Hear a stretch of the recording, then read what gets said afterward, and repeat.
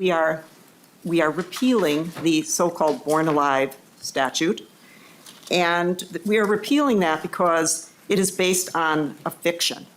The fiction that anybody is doing abortions and with pregnancies, later in pregnancies, and then that there are infants that are being born alive that are somehow then just being abandoned.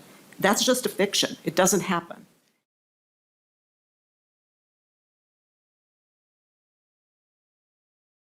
I cannot believe how evil could have such a calm voice. Never happened. Right. It never happens. We have abortionists on Twitter still saying that, right? These things don't happen. Children aren't born alive. And there's, a group of us saying, hi, look at us, hear us, see us. But instead, they simply fail to acknowledge that we exist because it goes against the narrative about abortion. Many Americans have no idea that babies can even live through abortions and are often left to die. But this does happen. I know this because I was born alive in an abortion clinic after being burned in my mother's womb for 18 hours. And my mother eventually shared with me about the abortion. She also shared that she believed the scars I have on my chest and legs were from the abortion. I wish people knew that survivors of abortion exist. I wish they knew the outcome of abortion is not always death. It is often a live birth. Hi, my name is Mikaela, and I'm an abortion survivor. I was born in the Midwest at an abortion clinic on a migrant farm. It was believed that I was at the end of my second trimester, early third trimester, when the vacuum aspiration that was meant to take my life failed. I don't have a day of birth because of this. My name is Amy Miles, and I live in Oregon. I was born in an abortion clinic in a college town.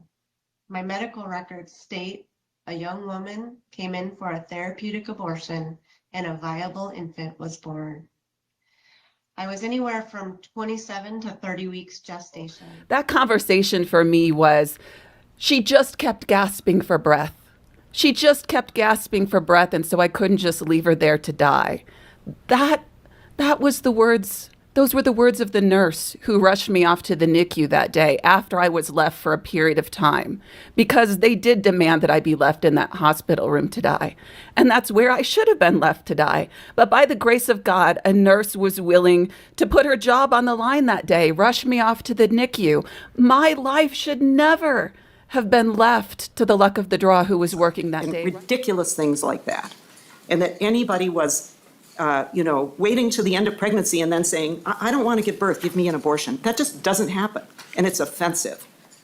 Following being aborted, Jessica Jane was born alive and placed on a metal kidney dish in an empty room for approximately 80 minutes until she died. According to Nurse Williams, who delivered her, Jessica Jane, although premature, was apparently healthy, had no apparent abnormalities, and her vital signs were relatively good. She weighed 515 grams. When the doctor who authorised the abortion was informed of the live birth and the baby's AGPAS scores were strong, his only response was to say, so?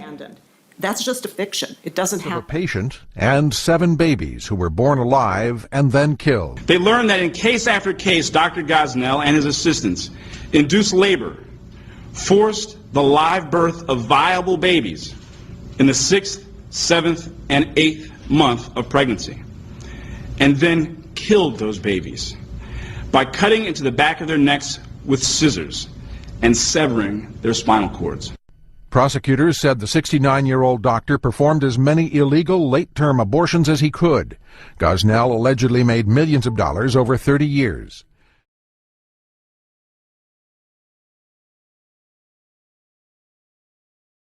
Everyone understands that people have feelings about abortion. Everyone does. And some people believe their feelings should dictate the actions of other people. That's just a fiction. It doesn't happen.